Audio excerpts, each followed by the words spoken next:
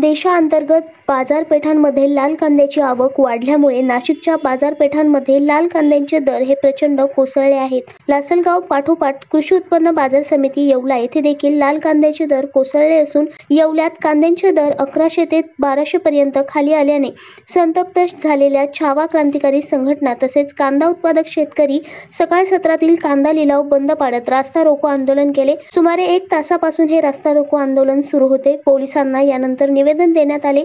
यावेळी छावा संघटनेतील पदाधिकारी व शेतकरी मोठ्या संख्येने उपस्थित होते.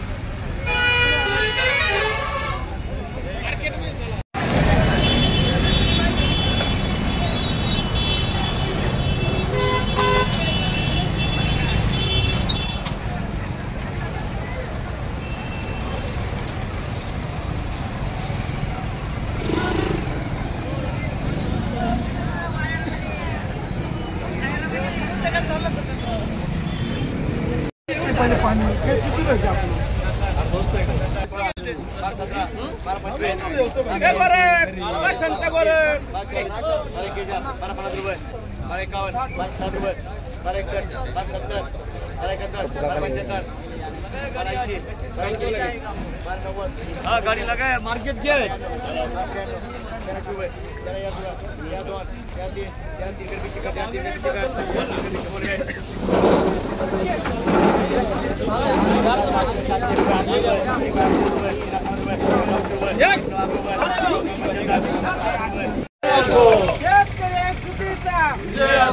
कांद्यावरील निर्यात शुल्क कमी झालाच पाहिजे. कांद्यावरील निर्यात शुल्क माफ झालाच पाहिजे. कांद्याचे भाव कमीत कमी 500 रुपये आणि जास्तीत जास्त 1700 रुपये ते 2000 रुपयाच्या आत आलेले.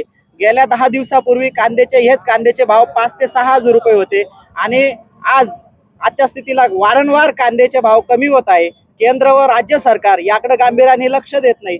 आज सध्याच्या परिस्थितीमध्ये तो आसमानी आणि सुलतानी संकटातून कांदा पिकवलेला त्याला योग्य तो भाव भेटत नाही आणि आम्ही जो खर्च केलाय तो वसूल पण होत नाही. आजच्या स्थितीला ही एवढी मोठी समस्या असताना सुद्धा शासन याकडे गांभीर्याने लक्ष देत नाही.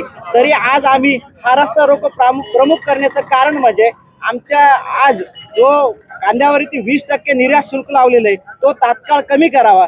शासनाचे आज प्रतिनिधी आज हिवाळी अधिवेशन चालू आहे. या हिवाळी अधिवेशनाला G24 तासची मी सकाळी बातमी बघितली. त्या बातमीमध्ये अनिल परब विरोधी पक्षाचे आणि सत्ताधारी पक्षाचे अमोल मिटकरी यांना गिझर भेटला नाही तरी त्यांनी विधानमंडळामध्ये तिथं प्रश्न मांडला. आमचा प्रश्न आम्ही शेतीचे रात्रीचे पाणी भरतो त्यावेळेस या लोकांना म्हणजे लोकप्रतिनिधींना शेतकऱ्यांच्या कुठल्याही भावना कळत नाही. यांना स्वतःला गिझर नाही भेटलं, 3 दिवस गरम पाणी नाही भेटलं म्हणून यांनी तिथं मुद्दा मांडला. आम्ही सातत्याने रात्रीचं पाणी भरतो त्यावेळेस यांना ते मुद्दा कळत नाही का? जो आज आम्हाला जो खर्च भेटतो त्या खर्च पण वसूल होत नाही. म्हणून या शासनाला आम्ही आव्हान करतो लवकरात लवकर निर्यात शुल्क तुम्ही कमी करावा. दैनिक भ्रमरसाठी प्रतिनिधी दीपक सोनवणे, येवला.